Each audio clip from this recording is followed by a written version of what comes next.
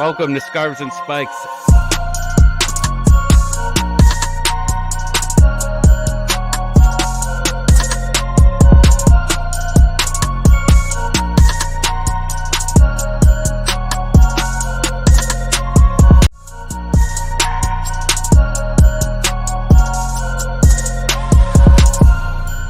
Hello to all the Atlanta United fans. My name is Jurgen Damm, and you are watching Scarves and Spikes.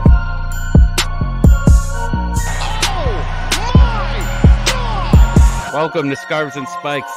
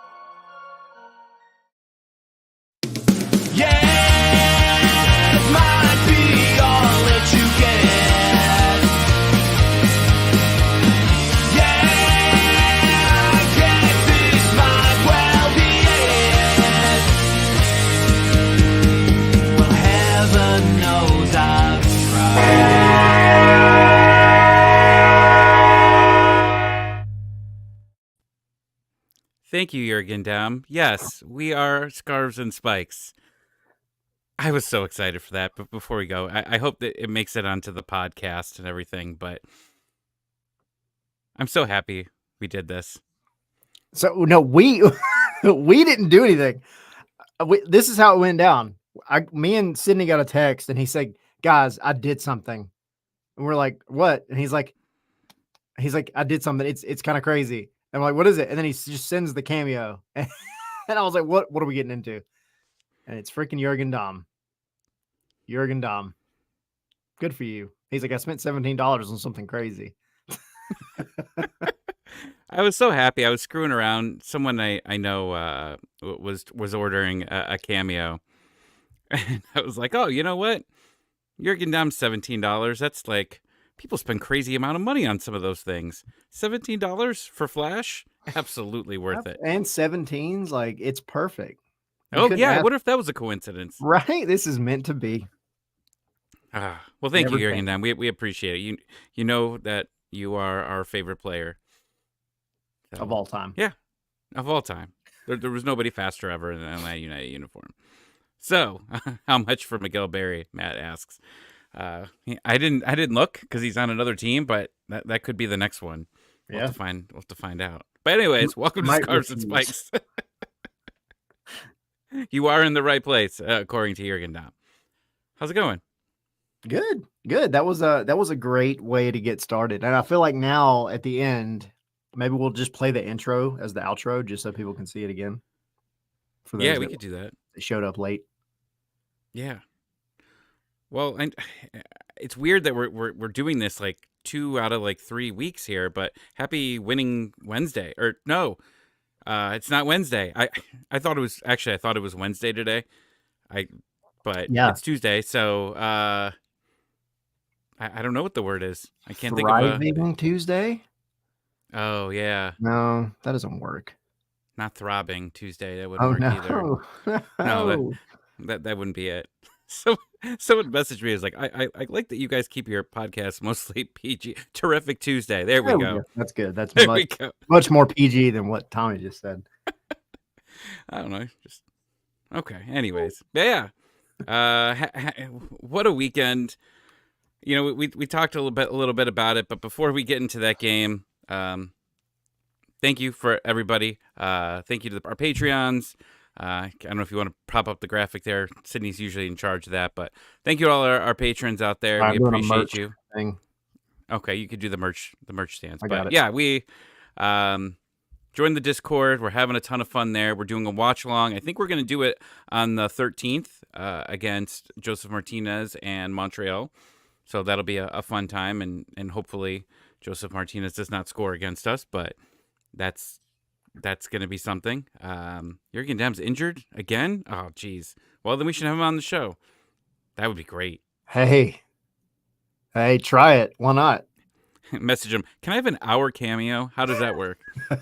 Can you just show up for a minute? Yeah. But yeah, we're gonna be doing the watch along. And yeah, I think that's everything that we have there, and discounts on merch as well. And I think we're coming up. Tyler and I have been talking about some new cool merch that we're going to be putting together here eventually. We'll get that going.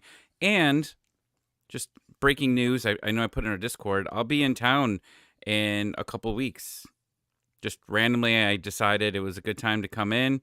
Maybe we'll have some more about that later, but I will be in town on the 20th for the Columbus Crew game. He Always follows the Columbus Crew. around. I just follow Columbus here and there. But yeah, we're ready to hang out and have some fun. Yeah. It'll be fun. It'll be a good time. I don't know what we're doing yet, but the fact that you'll be here, we'll try to plan something, I'm sure. It's kind of a last minute kind of, I mean, you it was like 1 minute you were like, hey, should I do this? And the next minute you had 2 plane tickets. You're like, I'm on the way. I'm on the way. I need to get out of Ohio for a little bit. And thank you everyone that reached out to me on Twitter and in the Discord and everything. My daughter's home from the hospital. She's doing much better. She ate pizza and Chick-fil-A today. So we know that the world is healing when she has Chick-fil-A and pizza. Chick-fil-A cures all. Right? Always. But all right. Should we get into it? Let's go. We have a lot to talk about. TRA. We'll get away from the negative news that we heard about him today. But I have never had so many people message me and say, oh my God, I just saw what happened to Atlanta United, that do not follow soccer.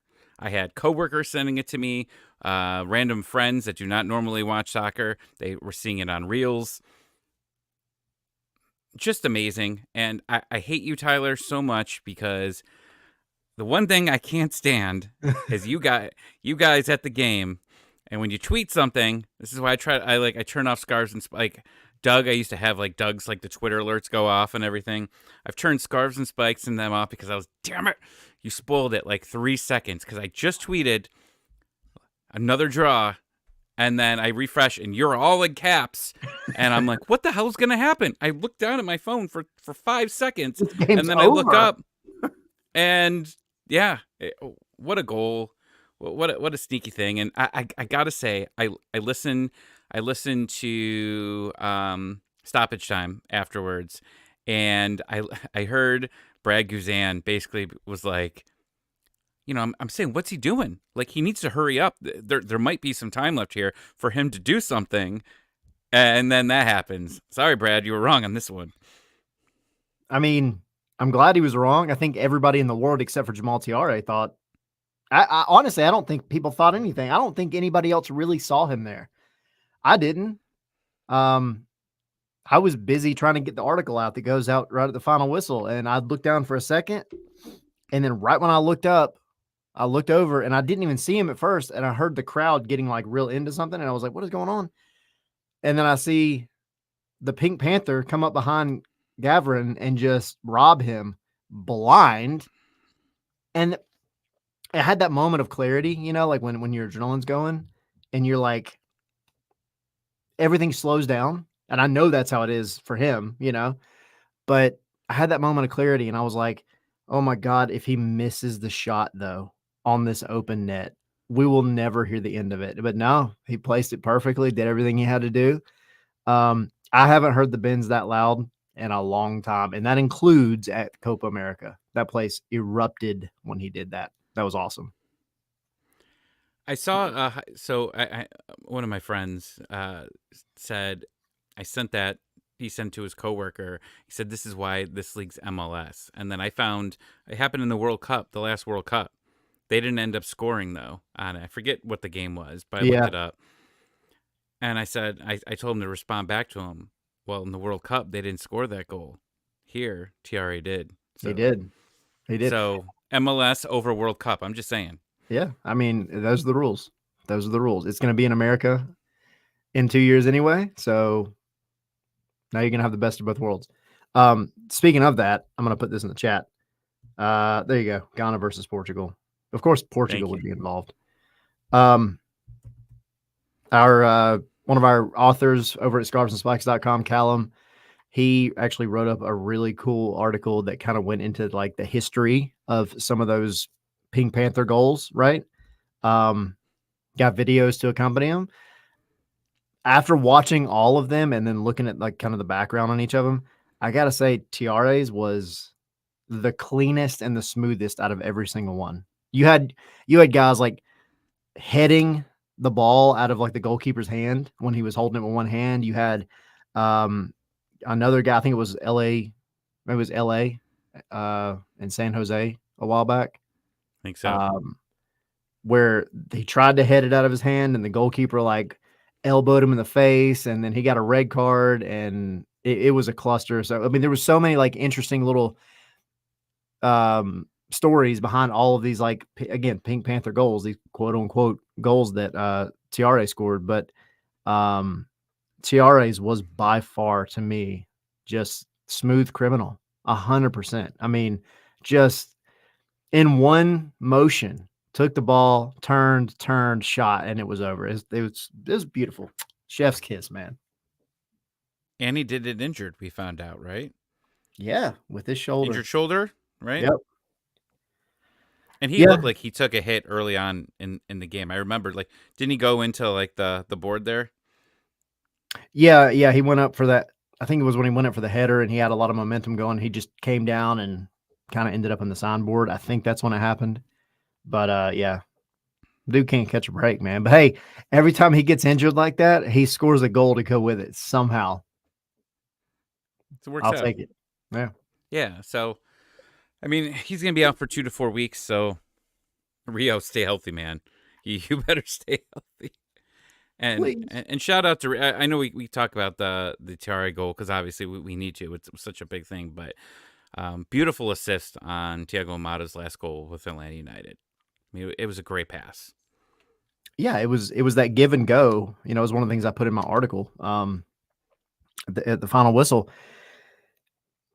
up until that point, and over many, many games prior to this, I've been getting so irritated because the team they try this like give and go tiki taka kind of I'm going to say the word penetration into the final third.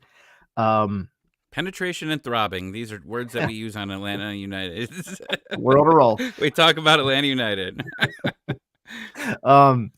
But no, I mean, it can get a little overwhelming because I think at times you're just like, shoot the ball. Somebody shoot the freaking ball, man. Stop trying to get right up to the 6-yard box before you take a shot.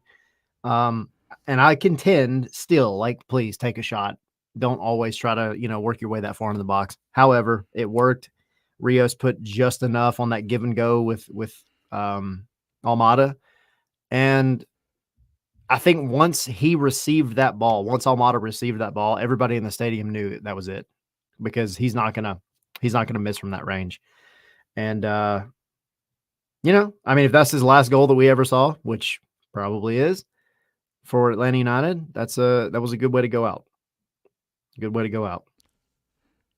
For sure. And it seems like it's becoming more official. We're getting more and more hints every single day.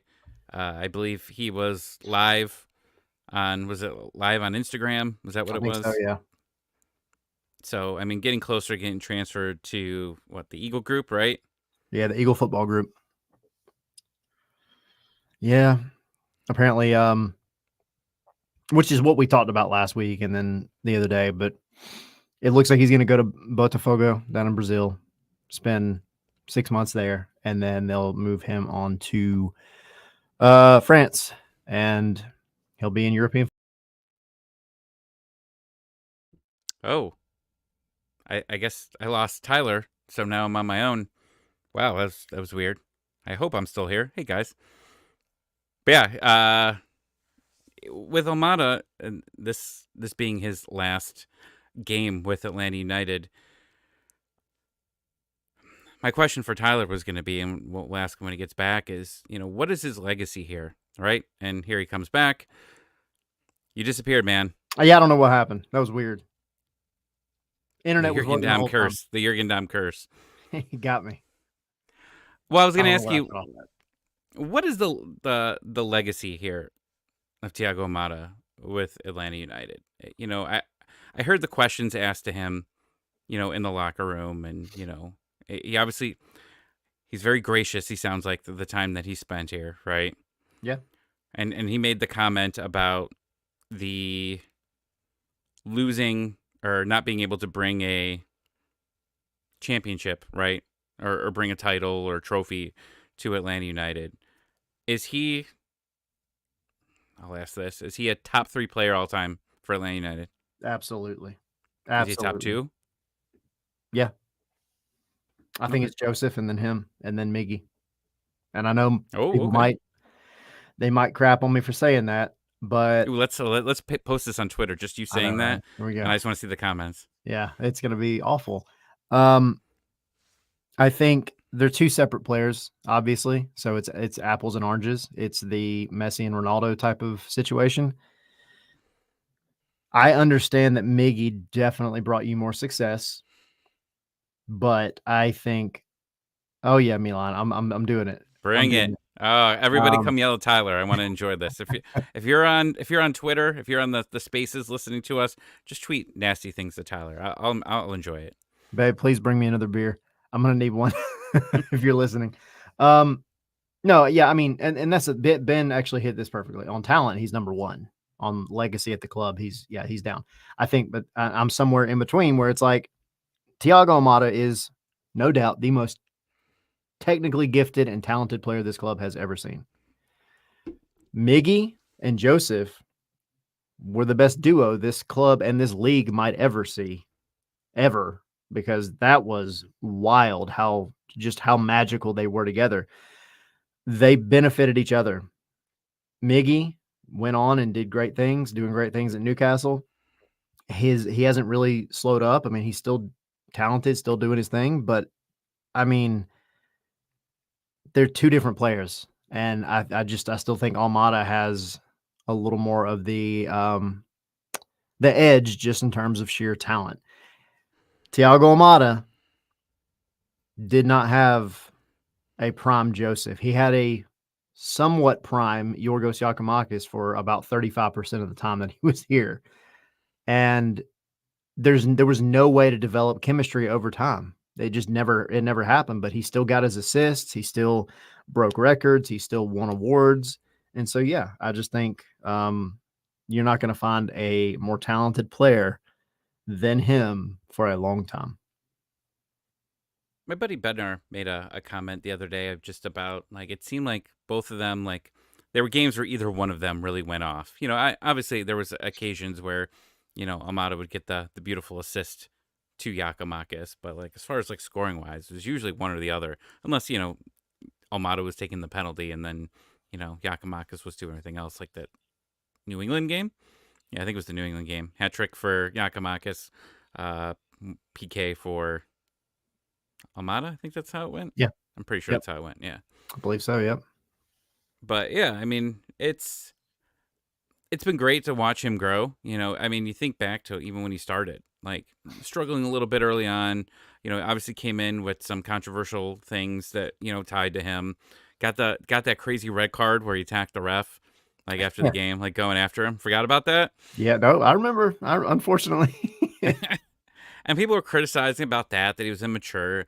And that year was rough for the team in general. Tons of injuries, right? And then comes back that next year and he starts the season with 2 amazing goals, right, against San Jose. And then it was just off from there, right? And has one of the best years of an Atlanta United player. And unfortunately, this year it was just it's been rough. And with that, but they made the playoffs last year. He scored a goal, in the second game there. Was suspended for game 1 because he forgot that he I had a forgot. yellow in Cincinnati. But yeah, I mean it's been fun, and I obviously it wasn't the goal to go straight to a big club, right? That wasn't successful, but I think at the end this was a good deal for Atlanta United, good deal for Almada, and now you go in and you have an opportunity to go replace him with probably more of an established player of what the Garth Lagerway model is. and I was listening to Extra Time podcast, and they spent about a good 15 minutes talking about that and like who could replace Yakimakis, who could replace Almada, all of that. Is it going to be a player in between? Probably the age of 26 to 29, somewhere around there. Established player in multiple leagues, all of that. Okay, if that's what we're gonna do. And then someone asked the question. I'm sure it was an Atlanta United fan. Should they wait to move on, or wait to sign these DPS until a manager comes in? And they said no. I mean, like, you can, if you're gonna go get some established players, no, go do it while you can. And they kind of said the same thing as me. Like, you still have an opportunity then, whenever to add a third one with Gregerson, whether you buy him down this year or next year, whatever you end up doing. Cool. Like, you've got some room here for a new manager, or if Rob Valentino stays, right? Like, okay, then perfect. Then it works out great. But yeah, I mean, I'm happy that Almada got the score there. I'm happy that he went off, and obviously very gracious to the fans, and cool. But with all that said, what happened about an hour before that game? The Caleb Wiley talk started flying, right? And there's been some rumblings, right? And I didn't really expect. I remember I was hopping on with you to do the pregame, and I opened Twitter, and the first thing I see is the Caleb Wiley rumors, and all of it says is Chelsea at that time. All I see is the Chelsea logo. I'm like, that's what we're gonna do. Yeah. But this is another group, AKA right? Is it the blue? Moneybag. Is it the Blue Company? Really? Is that what it's called? No, it's is it? No, maybe it is. I don't know. I just know. As long as it's not called Blue Chew, like if it's I'm just sticking with this, right? We're just gonna go Blue with Chew, if it, you want to sponsor us, great. Okay. Every podcast I listen to has an infomercial for Blue Chew on it. Like, I don't know if it's just like targeting me or there. Are you trying to tell us something, Tommy?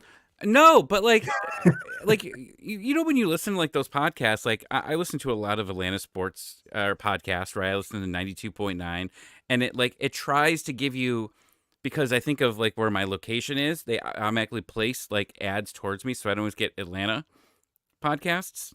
I get like Ohio things to advertise for. It's crazy that it could do that. But yeah, I got one the other day, and I'll just say this, and you could think about it later. I got one for the veterinary animal group. You figure out what the initials of that place was later. Okay. All right. Just think about that later. We're not going to stay on that. But yeah, I mean, it's I just saw the Blue Company, and I was like, oh, if that's really it, that's corny. Well, that's what it is. So okay. Oh, so good. But yeah, I didn't even see the comments there. Omar yelling at me here. Okay.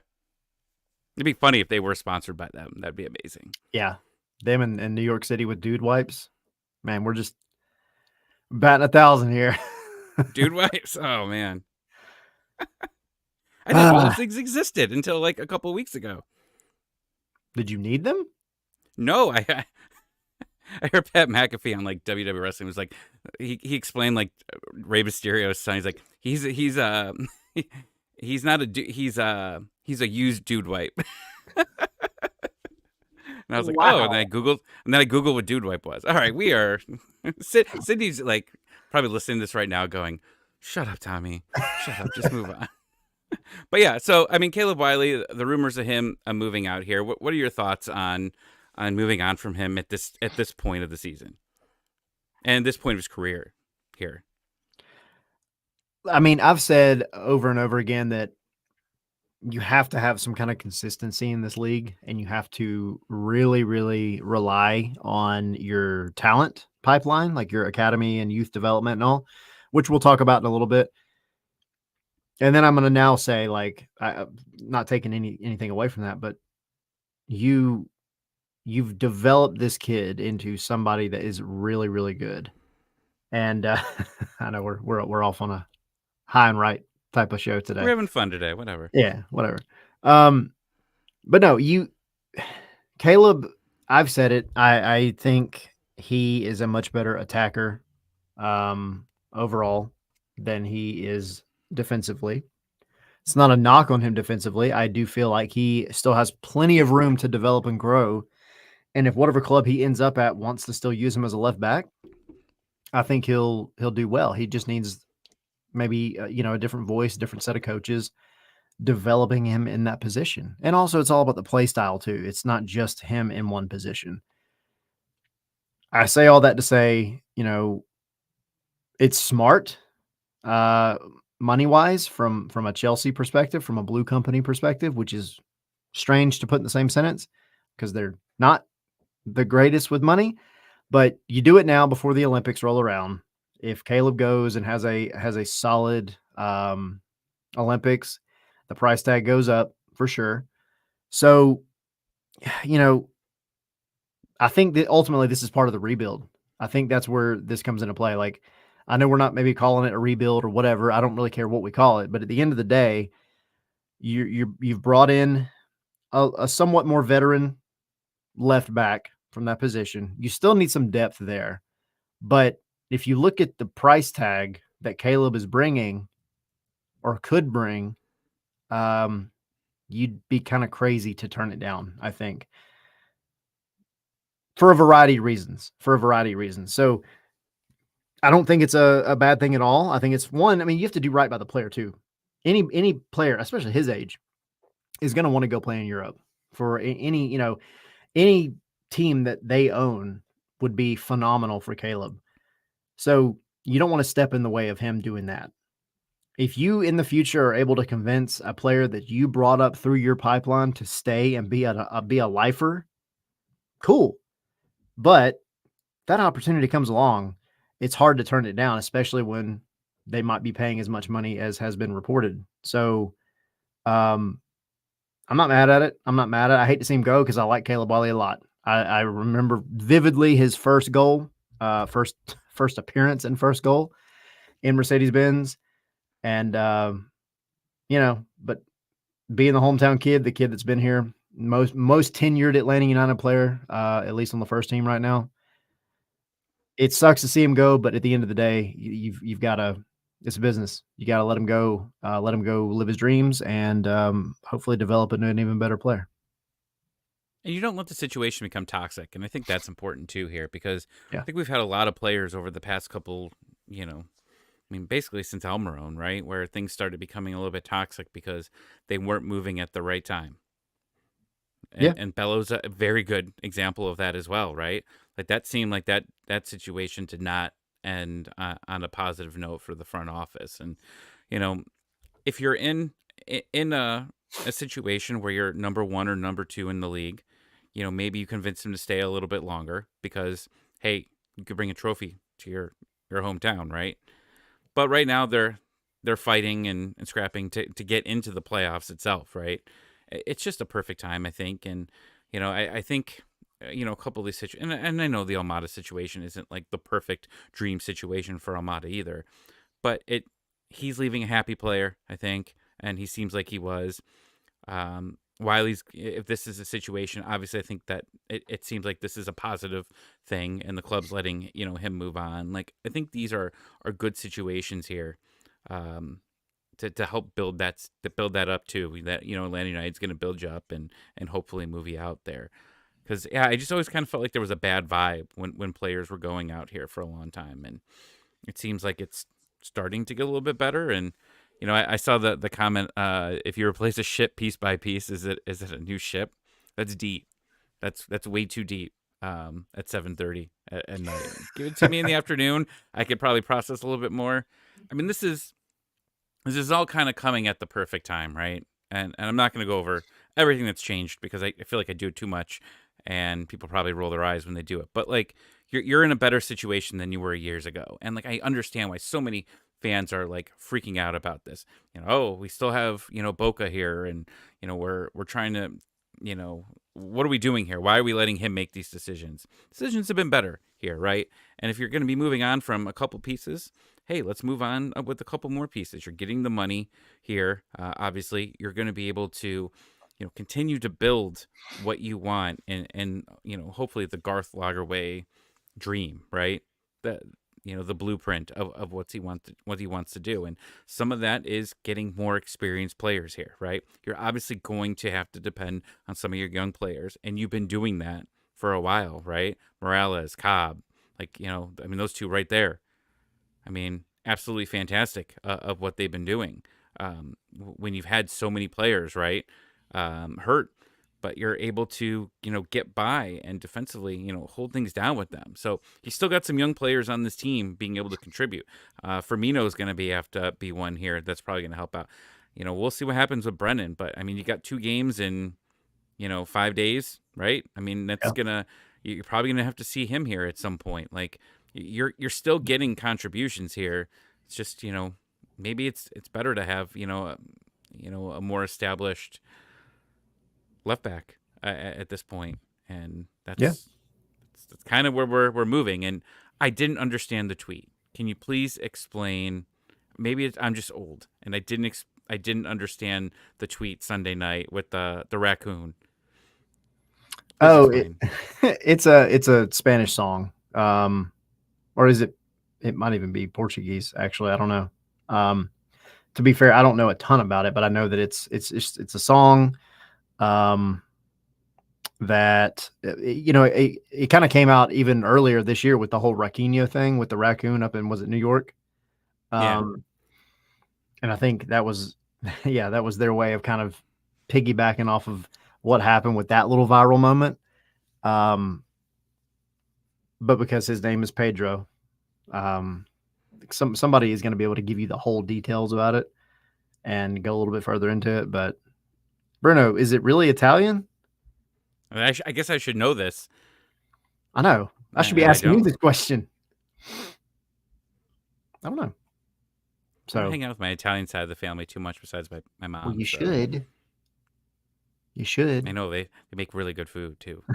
But no, like to piggyback on what you were saying too, though, like this is not a knock on Caleb, and I see the back and forth in the chat um, about Caleb and Andrew Gutman.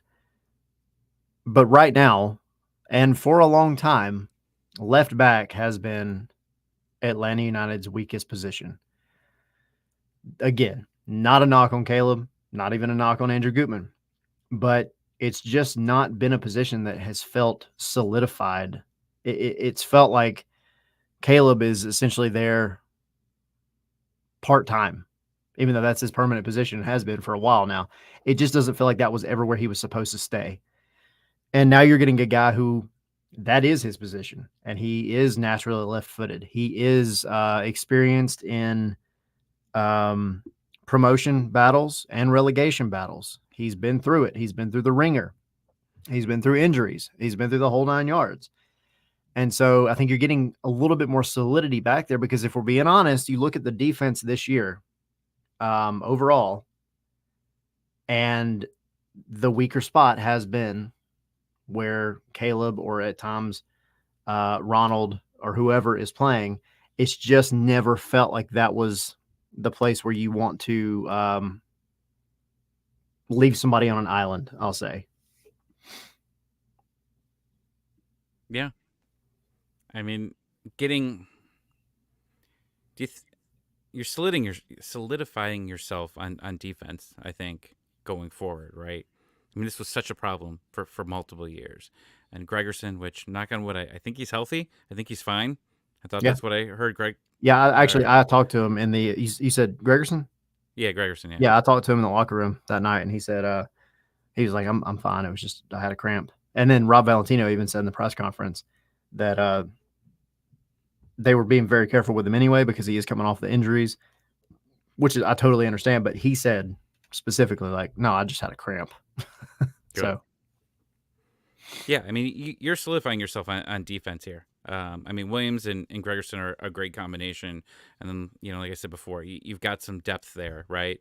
And even in Brahm, I know I'm not bringing up Brahm, but I mean, Brahm's there as well, who has a little bit more experience there as well. And that's the goal. And hopefully now you get some high-flying DPs on the offensive side of the ball and hope the goals start coming, right? yeah, absolutely. And I I mean, see, and he's got what 2 goals and 9 assists in his career. So like he's not going to be lighting things up here, but that's fine. but that's not necessarily what you're getting him for anyway. Right. I think this is, first of all, this is step one of, well, two, I guess, if you count Gregerson. I mean, Giacomakis, whatever. You're not bringing him in to be that Andrew Gutman in 2022 that was just like suddenly a striker whenever he felt like it. Like, he's going to be your more traditional modern left back, defensive oriented. He'll get up the field. If you go look at his heat maps and go look at his play, he's not afraid of running all the way to the other touchline or the other end line. He'll do it. He'll put in crosses and apparently is one heck of a set piece taker. So he's got a left foot on him. That's money. So I think, people looking at him and kind of saying, well, the circumstances behind it, it doesn't seem like he's not a flashy player. Fine. But I think he's a guy that's going to round out the squad a lot better. I think he's going to work well with the other Portuguese guy that's over there, which is great. And I just think, again, he's gonna solidify that one spot that's, again, been kind of weak to me this year. That's just my opinion. But overall, I mean, you got him on a free. You're getting a guy, like I said before, that he's been through European relegation battles. He's been through European promotion battles. He's been through the high pressure situations. He's been consistent with his time. He's been pretty injury free, minus the, I don't know if it was ACL or MCL or some kind of CL that he injured back in 2020. Came off of that. He's been solid. So, I mean, I just think it's one of those. It's going to be underrated throughout the league, and I think once he gets here, though, it'll make a big difference. Yeah, and he signed through 2026 with an option. So, I mean, again, you're noticing a trend here. I mean, I know it's not very very long term here, right? But you're solidifying your roster here for a while, and that's what they were talking about in extra time too. Like they want to, and it's obvious they want to, and we've heard this, but like they I don't think that it's going to be a buy, sell real quick type of situation anymore. They're going to want to bring on guys here and hopefully have a roster that, yeah, you know what, we're turning it over the next season because we were successful, right? We made an MLS Cup run. Maybe we won MLS Cup, but you know what? We're going to hopefully keep as much of this roster together as we can with a tweak here and a tweak there. I mean, there's just a lot of windows that hopefully after this winter, we start seeing that more often. But they're signing guys here long term. Gregerson, Sleesh, right? Like you're getting these guys at a good time, right? You're getting them in their prime age. You're getting them here signed long term. It's exactly what you want. And I assume it's going to be something very similar with the Giacomakis replacement and the Almada replacement as well.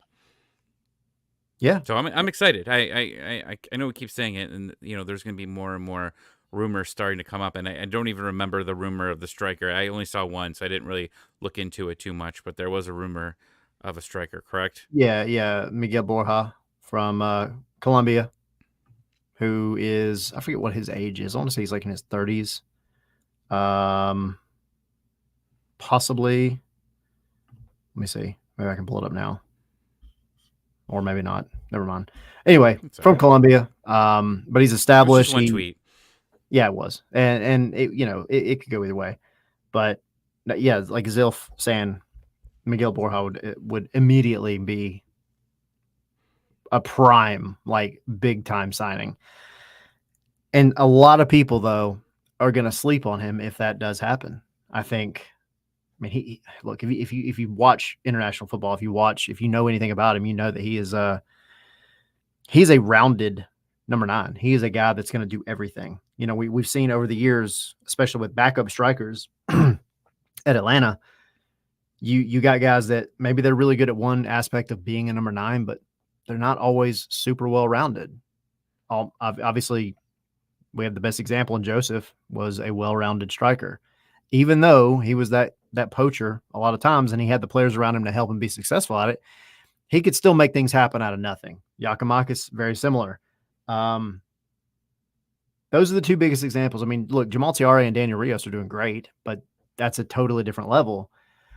Miguel Borja would absolutely be something to round out this team and give you options. That's the thing. You wouldn't be stuck to one play style. You wouldn't be stuck to one, quote unquote formation. You would have a lot more fluidity up in the attack because he can drop back deep. He can be a playmaker. He can be the guy up top that is the target guy. He can give and go. He's very technical on the ball. Like he's a well-rounded guy. So look, if you can get him, please go get him. I would love that. Would be a big time signing for sure.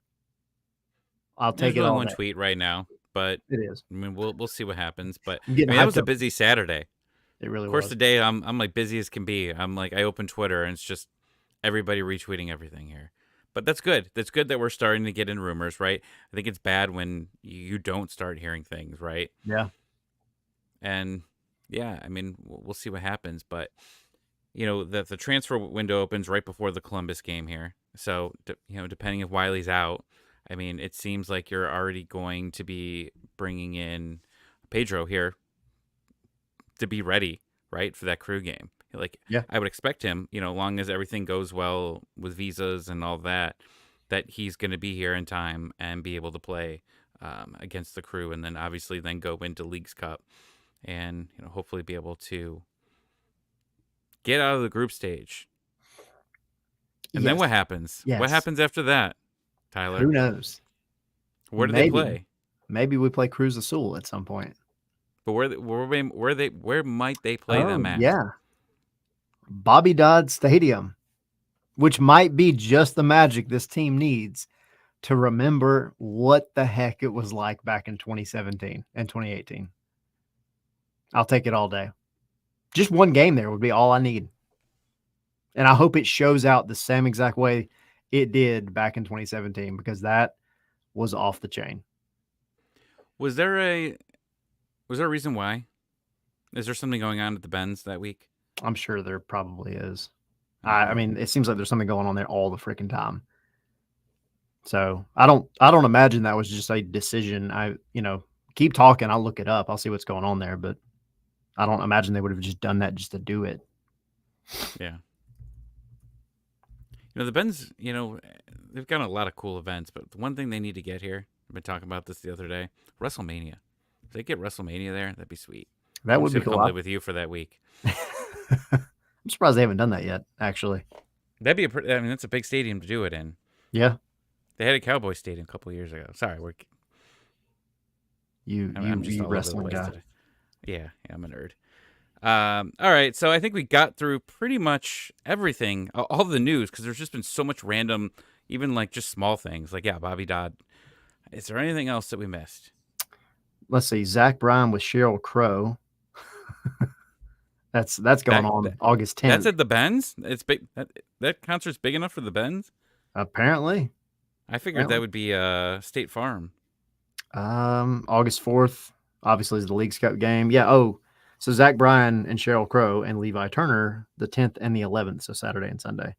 Okay. And then you have a preseason game between the Jaguars and the Falcons on the 23rd. Okay. And then Clemson versus Georgia for the Aflac kickoff game on the 31st. So, ooh, that'd be a good one. You were segueing into something, and I totally missed it. I'm sorry. I don't remember anymore. Oh, All-Star game. That last piece of news. All-Star game. Nobody's going. All right. So we talked about the MLS All-Star game. Jesus. Not one player. I mean, at that point, if you had to nominate one player. Why is Omar telling me to say Jaguar again? I don't know. Did I say it weird? Say it. Jaguar. Okay. Did I say it weird? I don't know. I don't think so. Okay. I'm not saying it like a British person. I'm not saying Jaguar. Wait. Wrestling's fake? One day I'll tell a funny wrestling story that happened to me a long time ago. Omar said I say it in American. Jaguar. Yeah, Jaguar. That's how it is. Okay. So yeah, if you can nominate one player for the All-Star game, and you can't name Yakimakis and Omada because they're on their way out, one player for Atlanta United to be in the All-Star game, who would you pick? Is this a trap or like No, it's not a trap. No, are it's you just are you let's just say, because there's a lot of All-Star games out there, and I'm yes. pretty sure everyone has it except MLS, that each team has to have one representative. That's not the Okay. case, obviously, here. So if you had to nominate one player, I think I know who it would be for me. And this isn't. I honestly didn't really pay attention to the roster when I looked at it this morning. Um, but I mean, just pretend like you don't. It doesn't matter who are at what other positions. One player. It would have to be there's three that No, I told you to name I one. know it. I'm giving you my caveat. All right. There's two that I'm only not saying because they've been on and off injured, but there's been one guy who has been consistently here and he's done well and he doesn't get enough praise, and that is Bartosz Slish. Okay. He was my number two. Okay. I'd say Gregerson's Brad my number Guzan. two. Oh, Brad yeah. Guzan's my number one. Yeah, that's a good shout for sure. I think he's having a hell of a year. And, Yeah. like, when you look at the All-Star game, sometimes there's always that pick that they do where, like, they try to throw, like, a veteran in, right? Because, it's his last go-around, everything in the league. He fits it perfect. He's had a fantastic comeback year. Everybody, and including us, show vlog, I keep seeing you talk about Derek Williams. I know he missed some time. Derek was my other one. That was the three of the three. Well, and I would say both of those just no because of all the time they missed. Well, that's what I'm saying. Yeah, they were both injured. Yeah. So, yeah, Sleesha was going to be my number two there. But, I mean, Brad's just – nobody believed in Brad, and I don't think a lot of us did. And I'll admit, I was one of those. Like, it's just – I didn't think he'd be, finishing the year as the starter here. And I know there's still time. But as far as his play, besides maybe a goal or two, I mean, he's having a hell of a season coming back for his age. I was kind of hoping that I would see him on there. And I'm not worried about the All-Star getting hurt curse. He probably wouldn't have even played anyways. But if you just sent him as the representative for Atlanta United, I think that would have been really cool for him, for the organization, but mostly just for him. And for the league too, though. You got to think about it. And it's a really underrated thing, like what Brad is to this league. I know that everybody has given him crap here or there over the past 2 years. Everybody. I mean, everybody. There's not one Brad Guzan guy that's been ride or die with Brad Guzan, right? 100%. And rightfully so. Like, Brad had some rough moments, especially last year. But coming off of the injuries that he had, like, he needed the break. He got the break, and he came back, and he's been one of the best goalkeepers in MLS this year. But also, his legacy, both in the U.S. and MLS, and the U.S. in terms of U.S. soccer, can't be denied. You look at, and he's such a class person. You look at what he went up to Gavron the other day after the Pink Panther Jamal Tiare goal, and he had a chat with him, and just essentially told him, like, dude, freaking happens, man. Like, it happens. You need to keep your head up. Like, he's just encouraging him, and that's what the goalkeeper core does. That's who they are. But yeah, I mean, he's getting to the point where it's sooner than later, right, when he's going to retire. And it would have been a cool thing just for the league, I think, to have him make that trip ultimately. But like you said, for him and the club as well, there's always a source of pride. But yeah, I mean, you're not going to have another Brad for a long time. Like, he's been around it. He's been through it. He's been a part of it. I know Hugo Lloris, in a way, is very similar, getting there. But Brad is an American. He represented the U.S. And so there's something to be said, I think, just for that, being in this league. And yeah, I mean, that's a good shout. That's a good shout. I wasn't even thinking that way, but I like it. And remember the All-Star game in Atlanta? Like, he was mic'd up, and that was great. That's so much fun. Him just messing with them. Like, he's a good personality there. And if they threw him out there, if there's not rooting for it, but if there's some injury or for some reason one of these guys have to sit out, absolutely 100% Brad Guzan should be the replacement there. So yeah, we just need to start tweeting MLS if anything happens to any of these guys that are on there.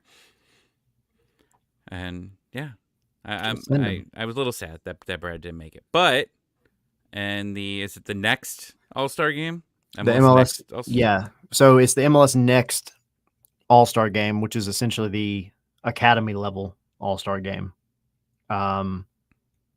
Yeah, so that is look, I'm gonna post the article down here in the chat. That way you guys can I check was it gonna out. say I was setting you up for that. I appreciate I it. read it today. It was good. I appreciate Aiden it. Torres. Yeah, good old Aiden Torres. Fun fact, and I've said it multiple times in the article and the tweets. Aiden Torres is the first Atlanta United player to start at the regional development school at the bottom, in terms of tiers, not saying they're not talented, the bottom level, and make it all the way from there to a first team contract. And everybody is going to say, what about Caleb? Caleb did not join the RDS. He was basically straight into the academy at a very, very young age. Aiden Torres, on the other hand, he just turned 16 like a month or two ago. And he started back at the RDS in 2019, like early 2020. Impressed. The world shut down, came back, impressed even more. And they took him and straight threw him into the academy. And he's been on the rise ever since. Just a stand-up young man. He is, he's definitely raised well, handles himself well, represents the club well, great midfielder, great talent, great soccer player. And you should be excited with what he could bring in the future, for sure. We had a long conversation at the training ground for this article, doing the interview, and we dove into a lot. And so it was a really good one. Go check out the article. He is the one Atlanta United player to represent the club in the All-Star week, I guess we'll call it, because obviously he's not playing in the actual All-Star game, but he is playing in the MLS Next All-Star group. So It's excited like a week later, right? I don't even know. I haven't even looked. I was looking at the schedule, and I'm pretty sure it's like a full week later after the actual MLS All-Star game. That's stupid. I think it was it, and maybe I'm wrong. I mean, I gotta go back and look at it, but I could be wrong. But I was just looking. I was like, I'd like to go. I was like, I can maybe go to the All-Star game in Columbus, and nope. There are no Atlanta players there. I'm like, yeah, just not much fun. But yeah, maybe. I mean, I don't even know. I mean, I assume that they're selling tickets to that game. Oh yeah, and it's at 1 o'clock in the afternoon. 1 o'clock in the afternoon. Come on, MLS, get better. They're always going to get the short end of the stick, being the academy kids. I get that, but I mean, there's sickos that want to watch it, right? I'll watch it.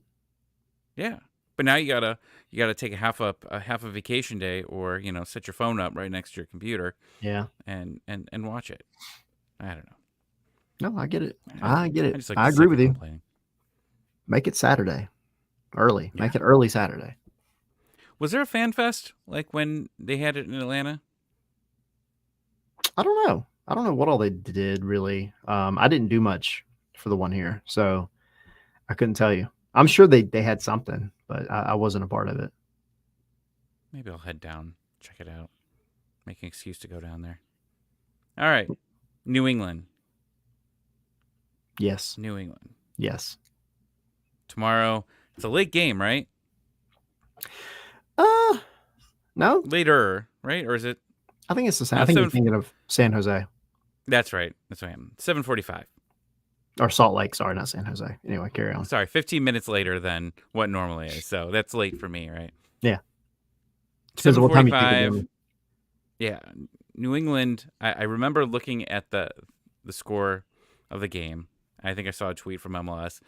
They go up 1-0. I'm like, oh, New England's on a run. They're on a run because they were undefeated in the month of June. And then I look, and there's 1, 2, 3, 4, 5 goals against. And I went back and said, what the hell happened? Well, the Columbus Crew happened.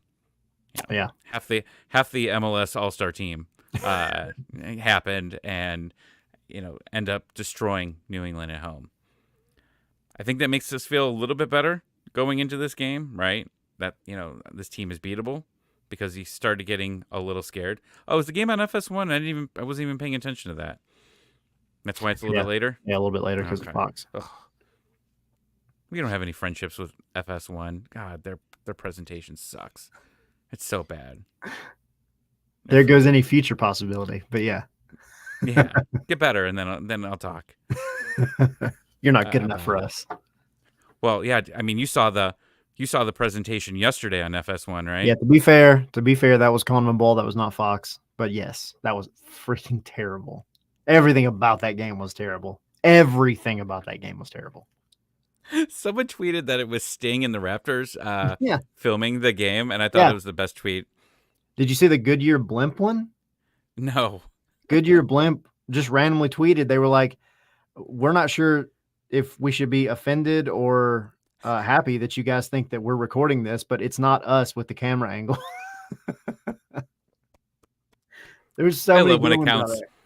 Yeah, big accounts that screw around, like the Wendy's is always a good one.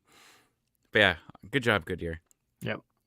So obviously, you feel a little bit better about it. Is Heel out? He is apparently out with a lower leg issue. Okay. By the way, I'm sorry. Real quick, you said 5-1. I won a game in Football Manager today, 5-1. I beat the Philadelphia Union 5-1. I'm so happy. Did Curtin get fired afterwards? Curtin was already fired, actually, by the time that game started. I pre-fired him. He flopped too early. Oh. Yeah. Well, good for you. I know. I was happy. All right. So, people are asking, I saw it in the chat, who scores, what does Atlanta United do until, in best case scenario, until the Crew game, which is, 2.5 weeks away. What is this team going to do? How are they going to set up? Well, let's put this here. Saba is back. I think Saba got back either yesterday or today. So he's traveling, he'll travel with the team.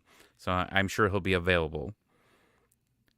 But is it just as simple as, what was it? It was a game I wasn't able to watch. I was at the wedding without Almada.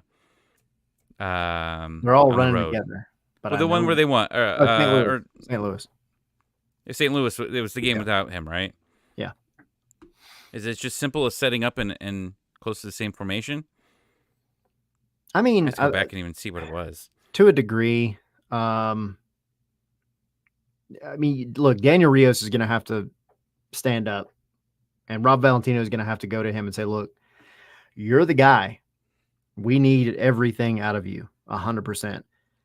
Behind him, I think you have to have Sean De Silva and then Saba when he comes back, or when he's, actually healthy enough and rested enough to play. You've got to have a little bit more playmaking out of them. And then whoever you put in the middle, whether it's Muyumba and Jay, Muyumba and Dax, one of those two, and Nick Firmino. I don't know. But whatever you do in the midfield, you have to have somebody that's going to do what they can to be a playmaker as much as possible. And so I think ultimately you're just going to have to ask a little bit more out of every player that's out there, because you can't just drop off at this point. You have a lot of momentum going for you. And yeah, Justin, here we go with my freaking word again, pragmatic. Missing a guy like Thiago Almada there's no way to replace that. So, one, you're going away. I think you're going to set up similar, in a back five like you have. I think, especially with New England missing Carlos Hill, you can afford to allow Caleb and Brooks Lennon to get up higher and therefore push, whatever combination of Saba and Shonde and Tyler Wolf and whoever else up even higher and even inside more, let them be a little bit more in the midfield than they are strictly on the wings, and just run at New England's defense. They're the worst team in the league, and you have to attack them. You have to take the game to them. again, you don't have to worry as much about leaving your flanks, leaving the back exposed because you have Steon Gregerson, you have Derek Williams, you have Noah Cobb, you have Ephraim Morales if you need him. Like you've got a pretty good defensive setup back there. So get what you can out of Brooks cutting inside, get what you can out of Caleb getting up top, and just kind of playing alongside Shonda and whoever else. So it can't be looked at as it's only the midfield's responsibility. And by midfield, I mean the midfielders, the number 8s and 6s and all. It can't just be their responsibility to play make in this game. You've got to get something extra out of everybody else. Yeah, for sure. And looking at it, going back, I mean, yeah, you had Mayumba and Fortune there. You did have Tiare playing as well, and then that game. So obviously, you're gonna have to change something there. Yeah, for what they had there.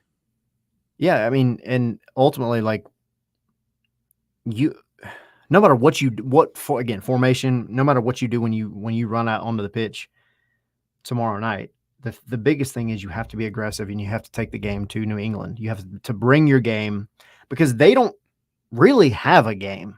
Like they're just surviving it. They had like a pretty good run, right? Of what, 2 or 3 wins. And then Columbus completely cut that head off. I think 4. 4. Okay. So you've got a bad defeat that you're coming off of. And then Atlanta has had a pretty good run under Rob Valentino so far. You've got, as an Atlanta team, you have the momentum. So just go out there and play your game. Go out there and show that you are the better team, both talented and in terms of the coaching aspects, the tactics, the formations, like all that stuff. Because New England's just not a good team. So go take it to them and take advantage of the fact that they don't have one of the 4 really good number 10s in the league right now. You have, I mean, this game's coming up, and then you go into Salt Lake. And then after that, you have a very long flight home to come back at home and playing your Open Cup, right? You're playing Indy. Yep. This is the game where I think you have to, I understand you want to win every game and get points out of every game. But I feel like this is the game. And if you were choosing, right? If you had to say, this is, we got to throw everything at it, right? We got to maybe start a little bit younger of a team against Salt Lake, maybe. But I think you need points. You need this. You need to take advantage, and you need to beat a New England team. This New England team, for sure. Yeah. I mean, yeah, there's no doubt. Like, you have to win this one. Not tie. Like, you need to go win this game because it's a team that you should. Bruno, I'm not betting my beard. I'm not doing it. I'm the only one dedicated to this podcast. I'm sorry. Yeah, whatever. Guys. Whatever. Not doing it. But I also don't think you can let the whole mindset creep in of, well, it's okay to win this one and then go and not do well out west. Like, and I know that's not what you're saying. No, but I think you do have to prioritize a game sometimes. Like, oh, for sure, in a game when there's must wins, and then also like how do you prioritize? And I'll let you finish here, but like you have to think about also the Open Cup game, right? Because you have that as well. And I expect Rob, and I expect the organization of where we're at right now to and I might be wrong because I looked at the last Open Cup lineup and I said, what the hell are we doing? I think you have to prioritize that, right? Prioritize having a chance to get to the semifinals, right? This win gets you to the semifinals, is that right? Yes. I had to think you about need it this. Yeah. And I know that game's going to be on the road. I think it'll be on the road, right? And then they redraw for who hosts the championship. Yeah, game? you would have this one here. The next one, I think, almost certainly is on the road. Yeah. And then whatever happens. Rock, paper, scissors for who has the championship game. Yeah. Look, you need vibes, right? I think you do. I think Rob needs vibes because I think, and I'd like to have this conversation a little bit more at some point in the next few weeks after we see some results, because that's a conversation that we have in every spaces since basically Rob's taken over. And Bruno's here, so I'm gonna pick on him, but he brings it up every time. Is Rob the guy? Like, should we be keeping him long term here? And it's obviously way too early for that, right? But what you've seen so far has been a great sample size. I will admit here, they're grinding games out. I still don't think they're perfect. I still think there's a lot of the same issues that we've had, leaving men unmarked, scoring very easy goals. That disallowed goal that reminded me of allowing not Cujo, Acosta, right? Just Oh yeah, wide open, be able to yeah, get a header in there. Like these are just things like you're still having a lot of the same problems. You're getting a little luck. I was listening to Doug's podcast today and said, a lot of the same issues, but you're getting some luck, right? You're getting VAR to help you here. You're getting some goals, coming in. You're finishing your chances. Like, okay, cool. yeah, But there's still some problems here. But also, it's not a good roster right now. You're going into this with a DP light, and that's it. yeah, yeah. I mean, and that's the thing. Like, you look at the stats, and I don't have them in front of me, but I know they're not good. But you look at the stats of like teams that either don't have their DP spots filled or just have not Mm-hmm. good DPs. They just traditionally and historically aren't as good and typically don't do well as other teams in MLS. So I think, yeah, you have to go and push New England, take the game to them. For Salt Lake, that's a game that you can go again. You can't go with the mindset that a draw is okay. You can't. You need to go expecting to win because I think ultimately like that's what this team needs. They should be allergic to anything but winning. I think that's the mentality that Rob is trying to put into them, and that's the mentality that you have to have in this league, especially when you're going on the road. But yeah, I mean, you have the easiest path, knock on wood, to a trophy this year. Period.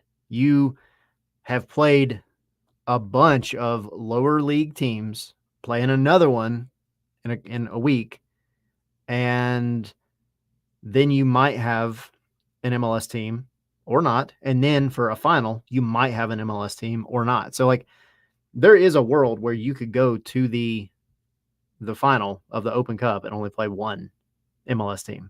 So you have to prioritize that. You have to. You're not winning the Supporter Shield. You have to be careful trying to, play the game of, resting guys and everything else because you're on the edge of the playoff line. You can't, you didn't afford yourself a lot of luxury in the beginning of the season by racking up points to now where you can say, well, screw it. If we lose against New England, if we lose against Salt Lake, like it's okay. It's not okay. You can't do that now. Your young guys are going to have to step up. The guys that are rested are going to have to step up. The Ronald Hernandez's, the Nick Firminos, Luke Brennan's, like Efrain Morales, like all these guys are going to have to step up and give you something to get you through this little stretch. But you have to win that Open Cup game.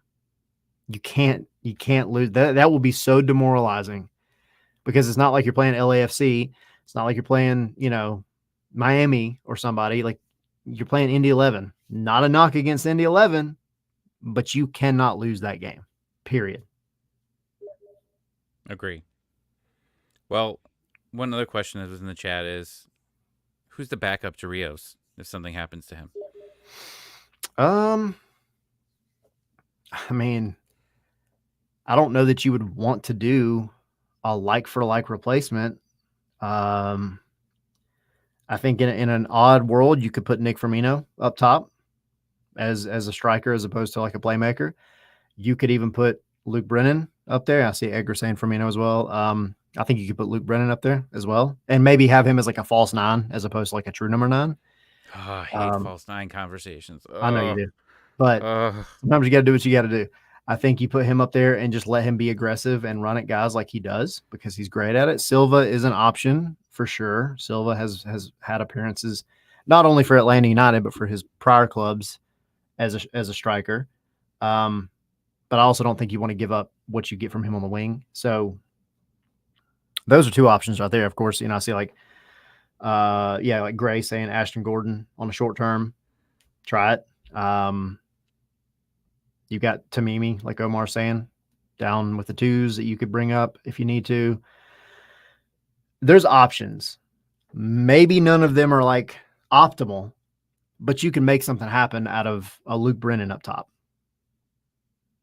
Justin, don't put. Justin said you put Brennan up there, he instantly gets an injury. I don't know.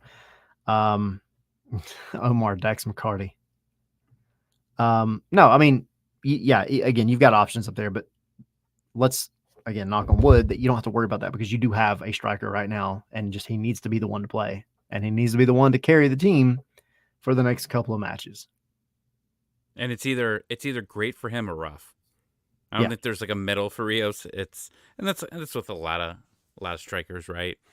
It's just, but after that penalty, it was bad. Hey, he scored it. He scored it. That's all that matters. It's all that matters. Speaking of strikers, real quick, Giakoumakis get better. Apparently, it's nothing bad from what I read. But man, if I don't know if he was on Twitter at all, but like what Liga MX fans are compared to Atlanta United fans, holy crap, their fans are insane. Yeah. Holy crap. I'll just say I saw some tweets. I saw some things I will never unsee after looking up someone was like Giakoumakis got injured. Typed in Giakoumakis to find the injury, and holy crap, the videos I saw that people were comparing his injury to. Forever unclean. Forever unclean. Well, I'm glad I wasn't a part I was of going to that. send it to you, and I was like, no, I'm not going to do that. No, don't do that. Don't do that. It could have been fun. No, but but what do we say though? What do we say about anything when it comes to Liga MX? Or sorry. Yeah, I mean, he did, right? Giakoumakis, whatever, dude. You shouldn't have said some crap when you left. He did. It just took 3 weeks. Right. But then you also shouldn't have said crap about how it's okay to lose in MLS. Whatever. Yeah. A little bitter about that. Omar. Why are we forgetting about Saba? Because I want Saba on the wing. I just want Saba to be a little luckier. And I feel like he went to the Euros, had the most unlucky sequence that he could have had in their game 2. And meanwhile, Atlanta is suddenly realizing that they have some luck. So I'm hoping Saba will come back to an Atlanta United team that magically gives him some luck, and he will finally start progressing up to where his expected goals and assists say he should be at right now, because he should be performing number-wise much better than he is. For sure. Immediately asking, are they looking for a DP? Yeah. Or are they looking for a striker? Of course. I think they're looking at all the positions, that they need at this moment. But I would assume that they're definitely looking at a striker here. And there's already a rumor of it, which we talked about earlier. Yeah. Do we miss Jackson Conway? No. I mean, that's not a knock on Jackson. I don't think anybody would have called Atlanta crazy for having 3 strikers a month ago. And then you suddenly miss one because you have a deal that you can't really pass up. And then you have one that goes down injured because he gets a goal. And then in that same game always goes down injured. And then you have Daniel Rios, who, thank God they signed him a couple months ago. But I think people forget that he was not there at the preseason. He came in later. So I don't know. I'm not mad at it. Jackson also has been injured for a while as well. I think he's back playing now, but as of the last Open Cup game up in Charleston, he was still hurt. And they still put him out there at the very end, and he scored a penalty. Yeah. So predictions. 1-0 Atlanta. I keep guessing 1-0. I just feel like every Atlanta United game is, if they're gonna get a win, it's gonna be, a 1-0, 2-1 win, something like that. But I understand New England's probably gonna be upset with the way that things went. Atlanta hasn't had a lot of great times in New England, but I'm gonna agree with you. I'm gonna say 1-0. I like it. Omar saying 3. Oh, you go ahead. You like going through this, so you go. I don't care. Look, Omar's saying 3-2. You get Bruno, because Bruno's been been your buddy the past week with his Spaces takes. He's been great on Spaces. He at 2-1. Ben saying 0-0. He got no offense. Oh, please. I can't deal with another battery game. Oh, You drove to that. I did drive to that. That makes it even worse. That's like how long was the drive to that game?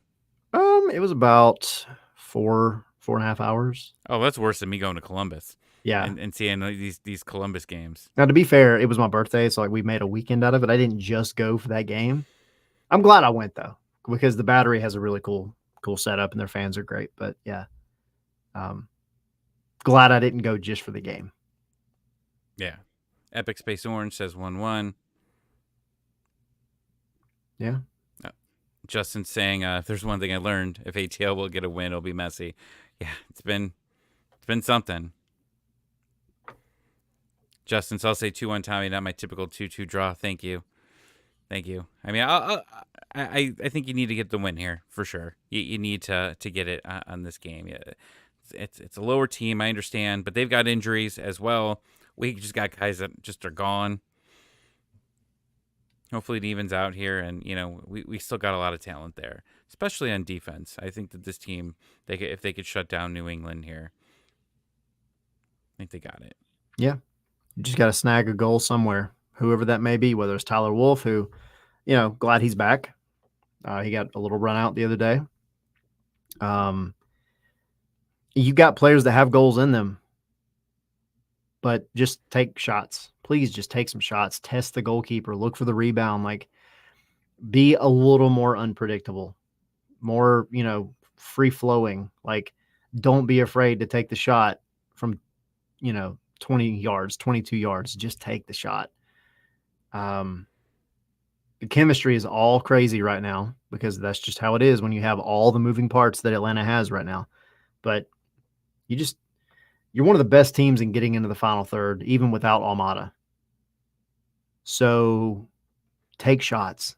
Just take the shots, man. That's all I got to say. Like, you're going to have opportunities tomorrow night. You will, because again, New England's not a good team. And they're shaky. Their confidence is shaky. And when a team's confidence is shaky, goalkeeper's hands become a little shaky. So just test the goalkeeper and do what you can to make your own luck, like you've been doing. Even if you got to sneak up behind the goalkeeper and assassinate him like Jamal Tiara did. All right. We'll just finish with this. That USA game yesterday was another WWE style predetermined matchup. So ridiculous. I hate blaming refs. I do. Mm-hmm. And I very rarely will do that. But when that foul happened and they just let him quickly move on from it, I've seen Atlanta United try to do that so many times. And every time, and then not even that fast, much slower than that, and still get a call back. Yeah. To restart. And as soon as they allowed that to happen, and if that shot would have went in, right, they had a clear-cut opportunity, right, because everyone else stopped. That wasn't everyone's fault for stopping, because that should have stopped 10 out of 10 times. Yeah. That was trash. That was absolute trash. And then you saw the whole thing, and I saw a take of it, and it was the only one I saw of it, but someone I thought said that Pulisic told the refs to go over and celebrate. Well, I mean, the video shows him pointing over to the Uruguay players and pointing at the refs to go celebrate with them, is what it seems like. That's funny. Yeah. I like him. I know a lot of people don't like him, and some of the people don't like his his cockiness of what he has. But you need a player with style, and I think that he's definitely it. And you need a face, and he's the face of the team right now. Yeah, I don't think, I don't think the ref altered what happened to the U.S. And by what I mean by that is the U.S. didn't really create a ton of chances. They didn't play the greatest football. And at the end of the day, I'd be having a different conversation right now had the other results stayed the same as they were about 60 minutes in. But you had to win. You had to win this game. You couldn't just get a goal and tie it and do anything. You had to win the way that it all was said and done. So while he was one of the worst refs I have ever seen, ever, he wasn't the reason that they got eliminated from Copa America. That is on the players and that is on the coaching staff. And, I know right now Berhalter is the most hated man in America, it seems. I'll be the first one to tell you, not because I've ever been Berhalter out like a lot of people have, but I will tell you, you need to make the change right now. You need to make the change right now. Berhalter is not going to be the guy that is going to elevate this team to the next level. And if you keep Greg Berhalter, mark my words,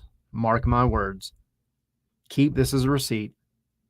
If you keep Greg Berhalter as the coach, you are going to not only be embarrassed, but ruin the 2026 World Cup for the United States. He's not the guy that's going to make this team better than what they are right now. I will say the only reason why I was rooting for him previous was that the whole situation that went down at the World Cup, and thinking that just wasn't fair to him. No, it right? wouldn't at all. And I didn't want to see him get fired, or technically wasn't fired. They rehired him back, right? That was because his contract was up. That was the situation, right? Yeah. The contract was up, and then it was a matter of bringing him back in, renewing him. Yeah. I felt like that was a bad reason to not do it. If you wanted to do it on results, cool. But that whole situation of having to look into something that happened 15 years ago, where obviously he was still married. They got married after all this situation, right? Yeah. Like that was just a real crappy situation, and I didn't want to see that way him go down like that. But now I am perfectly fine with him going down like this at this point. And you just need a change if you want to have that big. Be on the big stage. It's going to be everyone saying "I told you so." Everybody. I don't think there's any market really out there, except maybe a few Twitter accounts, which sometimes I think they just do it for engagement, that no one really believes in him at this point. You have to move on from here. Yeah, I totally agree. Again, I've never been the guy that's like Berhalter out, but there is a time. And it's a lot more strategic with international play and World Cup cycles and everything else. It's a lot more strategic. It's not like what happened with Pineda, where you have a relatively short turnaround and you could still save a season. This was your litmus test for the World Cup. This was the opportunity to say, all right, well, we're good enough to compete. And you just proved to the entire world that you're not.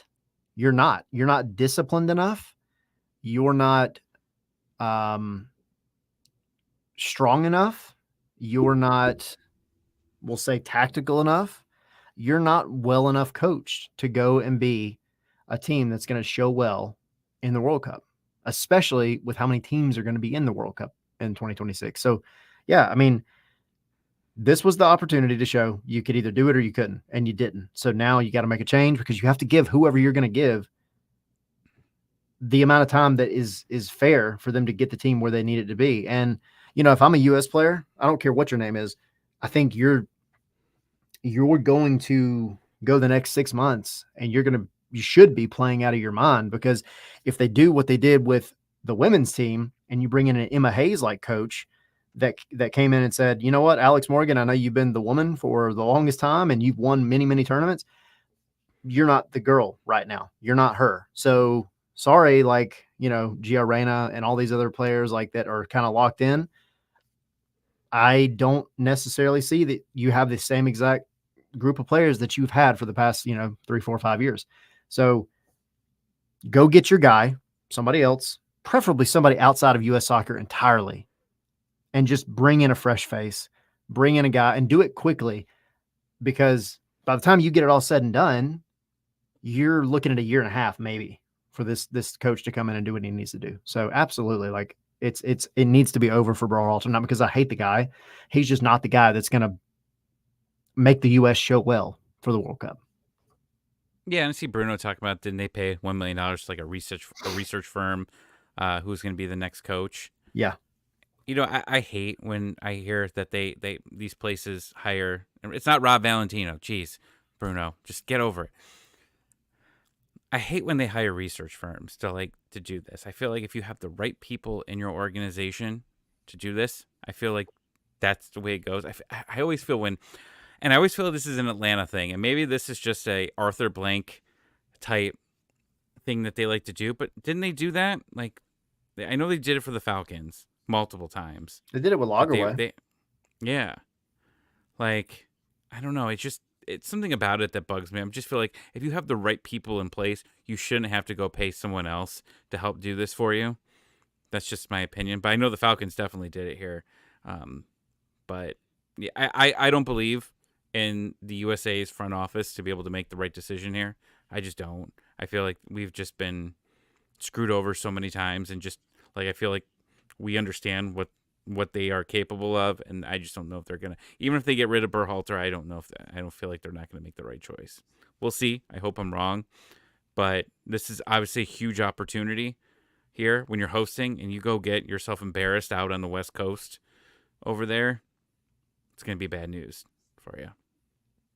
Yeah, and as far as those firms, like, I mean, it's one thing to have a research firm, whatever talent firm, go out and find you the talent, because I think at least then you might catch a hidden gem that maybe isn't necessarily like actively looking at the time, and they can go out and reach out to tons of people and say, hey, this job opening is open and here's how you reach out about it, as opposed to just saying, if you want the job, come let us know. Like, so I see the benefit there, but yeah, it needs to be up to people that know the game and know the organization and know the talent to make the final decision. And, when I went to the U.S. Soccer Summit back in December, they went into very, very deep detail, which I will not go into, about how they went through this whole process and ultimately ended up with Berhalter. And they said they had tons and tons and tons of, I guess, potential hires is what they called them, that came in. And after narrowing down everything and cutting away and cutting away and cutting away, they said the only one that they were left with was Greg Berhalter. And I'm just like, what were you cutting away that you ended up with just Greg Berhalter? That makes no sense to me. And I get that they're looking at values and everything else. Totally get that. But dude, like, if they know the game, they are a man manager and aren't wrapped up in something illegal, immoral, or unethical, I'm sure they could probably do better than what just happened over the past week and a half. Agreed. So, well, with that, thank you everyone for hanging out with us on this Tuesday. We'll be back tomorrow. We'll be doing lineups. Oh, we didn't mention Cooper Sanchez. Congratulations, Cooper Sanchez. We totally skipped past that one. Sorry. We didn't even have it in the notes, did we? Yes, I did. I had it right there. It's right. I'm looking at it. That's the only reason I remembered it right now. My brain has been mushed today. Oh, I missed it. My bad. It's okay. You keep going. I'm going to put it up in the chat because everybody needs to give Cooper Sanchez some love. Tomorrow, lineups. See us here on YouTube, post-game spaces, and then I think we're going to do anything afterwards in between Tuesday and Saturday. It's the holiday. Go enjoy the holidays. We'll be back on Saturday for Salt Lake. Come hang out with us then. Oh, Nick, you missed the score predictions. If you want to give us yours, we'll throw it in there. I said 1-0. Well, we both said 1-0. Atlanta. Omar, you missed it. Basically, we just said no Atlanta All-Stars. Oh, wait, we did talk about that for a while because then we talked about Brad Guzan. We did. We talked about it. Omar blacked out for a good couple minutes there. But yeah, no All-Stars. Omar took a blue chew. Yeah. What? I don't think you understand what Blue Chew does. If that's Or what, maybe it does. It depends on who you are, I guess. Nick, better late than ever. He predicts 2-0. I assume he means Atlanta, so that'd be cool. Bruno, we're not talking about the debate. No. Go away. No. Nope.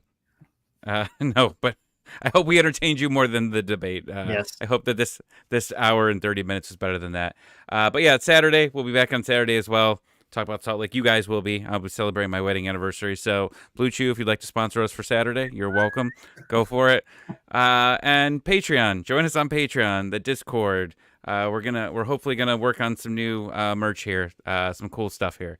And then yeah, the watch along for the Montreal game here on the 13th, I think it is. And then for the Columbus game, plan on coming to find us somewhere. We will be somewhere there. I will be there. Not doing. You're not going to be doing press stuff. I know, kind of a spoiler. But we're not going to be doing press stuff. So we can hang out like and mild press stuff, but not traditional press stuff. Not traditional things. No, you're going to have fun. You're going to have fun with me. We're going to have fun. So we'll keep you posted on what we're going to be doing. But we're going to be shots, Bruno. Yes, if Tyler's offering shots like as he was at the watch along at the Signia, I will take it. Or Bruno will take it. Thank you. Hopefully Bruno's going to the game. Hopefully you're also if I know you're queuing it up or you're just trying to get me out of here. But I'm good. Find some tickets to the Columbus game. Come hang out. I love being able. I'm only in town a couple times a year. Love to hang out and talk to everybody. So we will be hanging around somewhere for the Crew game. Come hang out with us.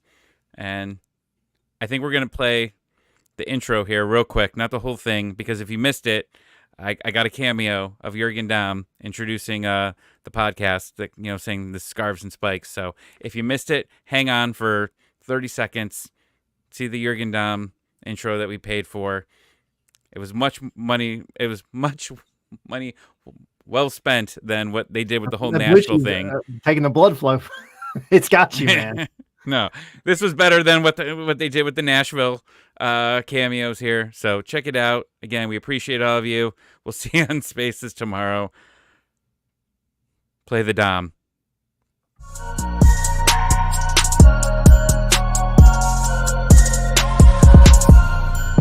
Hello to all the Atlanta United fans. My name is Jurgen Damm, and you are watching Scarves and Spike.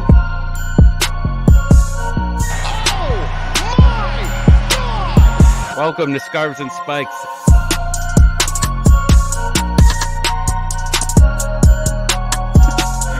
Okay, you can stop the music now. Can you stop it? Do you know how to stop it? All right, stop it. There we go. You're a good job. Oh, I love you. Thank you, Flash. We appreciate you. Hit the go away music. Peace, guys and gals. Do you think he did it from the do you think he did the is that the little patio off the training ground and his lifelong room that he has in there? Like his apartment or something? Yeah. You got okay, there you go. Yeah, like he's still at the training ground just hanging out there and he sees Tommy Moose cameo Scarves and Spikes and he just walks out there. He's just watching everybody practice. I just made $17. Yeah, this was perfect. I remember Atlanta United. I'm still making all the money from when they paid me. Justin, yes, it'll be in the intro for all time. Yeah. I'm going to go find out if Kubo... I didn't even check Kubo. I just searched Atlanta United. Oh, we're back. I'll find some others. Brad Guzan's kind of pricey. I'm not going to do Brad Guzan. How much is Brad? Back to the outro. Also, there's Mike Conti's on there, too. What? Yeah, Mike Conti's on Cameo. Good for him. I'm about to ask him about this. Mike Conti. $13. Hey, Mike. I like it. All right. Have a good night, guys. Peace, y'all. See ya.